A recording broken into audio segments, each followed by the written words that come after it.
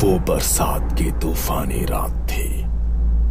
पूरी रात बादल ऐसे गरजे थे कि लगता था जैसे आज नदी पूरे गांव को लील लेगी। उसी बारिश के और तूफान के बीच अचानक भुवन के दरवाजे पर कोई गाड़ी रुकी और फिर दरवाजे पर जोरदार दस्तक होने लगती है। भुवन सकपकाकर दरवाजा खोलता है तो सामने एक शहरी बाबू को खड़े पाता है। भुवन आप ही हैं? हम कोलकाता से आए हैं, एसडीएम हैं, आज ही तबादला हुआ है। सामने खड़े अफसर को देख तकरीबन 57-58 की उम्र के झुर्रीदार चेहरे वाले भुवन बाबू ने हाँ में गर्दन हिलाई और हाथ जोड़कर उन्हें नमस्कार किया। साहब, सरकारी चिट्ठी मिली थी, लेकिन अभी तो बहुत रात हो गई है। बारिश का मौसम है, इस समय जाना शायद सही नहीं होगा। मैं अगर सवेरे चलूं तो? बाहर गाड़ी में परिवार साथ है, अभी इतनी रात में कहाँ जाएंगे हम लोग? आपके लिए सरकारी बंगला तैयार करा दिया है साहब। ठीक समझे तो रात यहीं पे बिताए, नहीं तो जैसा आप कहें। भुवन की बात सुनकर सामने खड़े अफसर के चेहरे पर असहमति के भाव दिखाई देने लगे। ठीक है, मैं आपको बंगला दिखा देता हूँ। इतना कहकर भुवन ने अपना पुराना ऐनक आंखों पर चढ़ाया और छाता लेकर घर से बाहर निकल आए। गाड़ी में बैठो, बाहर बहुत तेज बरसात है। साहब, नदी के रास्ते से जाना होगा। आप ड्राइवर से कहें कि नदी के सहारे आगे बढ़े। दाएं हाथ पर ही बंगला है। मैं गांव के कच्चे रास्ते से आता हूँ, इधर से गाड़ी नहीं पहुँच पाएगी। भुवन की बात सुनकर अफसर ने हैरानी भरी नजरों से उसे देखा और ड्राइवर को गाड़ी आगे बढ़ाने के लिए कह दिया। अजीब आदमी है, इतनी बारिश में पैदल जाने को तैयार है लेकिन गाड़ी में नहीं बैठा। वो बात नहीं है साहब, आप समझते नहीं है। गांव के लोग दिन ढले नदी पोखर नहीं टापते हैं, इसलिए वो रात में आने को मना कर रहे थे। गांव की कहानियां तो जानते होंगे ना आप। खैर छोड़ो, तुम जल्दी गाड़ी चलाओ, थकान से मेरी हालत खराब है। वो देखो भुवन काका। सुगंधा की बात सुनकर सभी चौंक कर नदी के किनारे देखने लगते हैं। सचमुच ऐसा लगता था कि भुवन नदी के किनारे किनारे चल रहा। ये लो, भुवन तो इधर से ही आ रहा है और तुम बोला कि ये लोग नदी पार नहीं करता। अगर इसी रास्ते से आना था तो हमारे साथ क्यों नहीं आया? लेकिन ये पैदल इतना जल्दी इधर कैसे आए?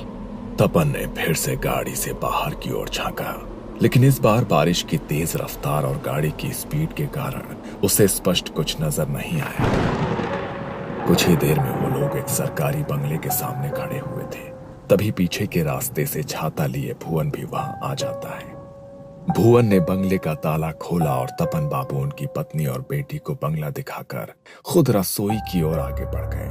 काका, आप इतनी जल्दी यहाँ कैसे पहुँच गए? हमने आपको नदी के पास देखा था। क्या? मुझे? नहीं, मैं तो उधर गया ही नहीं। मैं तो पीछे के रास्ते से आया हूँ। हो सकता है हमने किसी और को देख लिया हो, अंधेरे में गलतफहमी हुई होगी। बंगला बहुत अच्छा है, कभी ऐसी जगह रहने को मिलेगा सोचा नहीं था। गांव से दूर एकांत में नदी के किनारे ऐसा लगता है किसी और ही दुनिया में आ गए। मंदाकिनी, सुगंधा, इंद्राणी और तपन को बंगला काफी अच्छा लगा था, लेकिन भुवन किसी और ही सोच में गुम था। उसे समझ नहीं आ रहा था कि आखिर इतनी रात को खराब मौसम में इन लोगों ने किसे नदी किनारे देखा होगा। अब मैंने चाय बना दी है, आप लोग पी लीजिए। मैं बाहर सर्वेंट क्वार्टर में हूँ, कुछ परेशानी होगा तो बुला लीजिएगा। और हाँ, एक बात और, बंगले से नदी का किनारा सुंदर जरूर दिखता है, लेकिन आप उधर ना देखे तो बेहतर होगा। मतलब इतनी सुबह नजारा कोई क्यों नहीं देखना चाहेगा? कहने का मतलब है कि बारिश का मौसम है, गीली मिट्टी फिसलन के अलावा पानी भी बहुत है, तो आप उससे दूर रहें तो बेहतर होगा। भुवन अपने कमरे में आकर लेट गया था और लंबे सफर से थक कर आया तपन का परिवार अपने अपने कमरे में जाकर आराम करने लगा था। सुगंधा के कमरे की खिड़की से नदी का किनारा साफ दिखाई देता था। अपने कमरे में आकर वो नदी की ओर देखने लगती है। कितना सुंदर शांत नदी का किनारा है।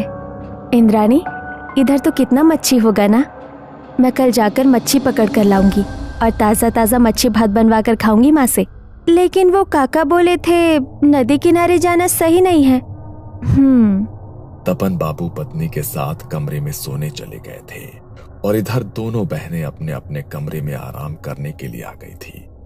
छोटी इंद्राणी तो बिस्तर पर लेटते ही सो गई थी, लेकिन सुगंधा न जाने क्यों देर रात तक अपने कमरे की खिड़की से बाहर नदी के पानी में गिर रही रिमझिम बूंदों को देखती रही। अगली सुबह सुबह नदी की तरफ कोई गया था क्या? हमारी हवेली के दरवाजे से नदी की तरफ मिट्टी पर पैरों के निशान बने हैं। सुगंधा, इंद्राणी, तुम लोग रात में उधर गई थी क्या? अब परिवार के सभी लोग तो घर में ही हैं। अब फिर इतनी सवेरे नदी पर कौन जाएगा? बच्चे तो अभी सोकर ही उठे हैं। अब कैसी बात करती हो? भुवन बाहर जाकर उन कदमों के निशानों को देखता है जो वाकई नदी के किनारे से हवेली के दरवाजे तक दिखाई दे रहे थे। ये किसी इंसान के नदी की ओर जाने के नहीं, बल्कि नदी से हवेली तक जाने का निशान है। क्या? ये कैसे हो सकता है? ये निशान तो... मैं जानता हूँ कि आप क्या कहना चाह रही हैं, लेकिन जिसके पाँव उल्टे हो उसके कदमों के निशान ऐसे ही न बनेंगे। भुवन के शब्द सुनने के बाद घर में सन्नाटा पसर गया था। सुगंधा और इंद्राणी काका की बात सुनकर घबरा गई थी। ये किस तरह की बात कर रहे हैं आप? अरे बच्चियां हैं, घबरा जाएंगे ना। बेकार की बातें छोड़िए और बाजार से कुछ खाने का सामान ला कर दीजिए, बच्चों को भूख लगी होगी। मंदाकिनी की बात सुनकर भुवन काका चुपचाप बाजार की ओर निकल जाते हैं। अगले 1-2 दिन ऐसे ही बीत गए थे। दोनों बहनों ने माँ के साथ मिलकर घर लगभग सेट कर लिया था। सुगंधा, इधर सुन तो जरा, जा बाजार से मछली लेकर आ। आज मच्छी भात बनाएंगे और कहीं रुक मत जाना, अंधेरा होने से पहले लौट कर आना है। ठीक है माँ, मैं जाती हूँ।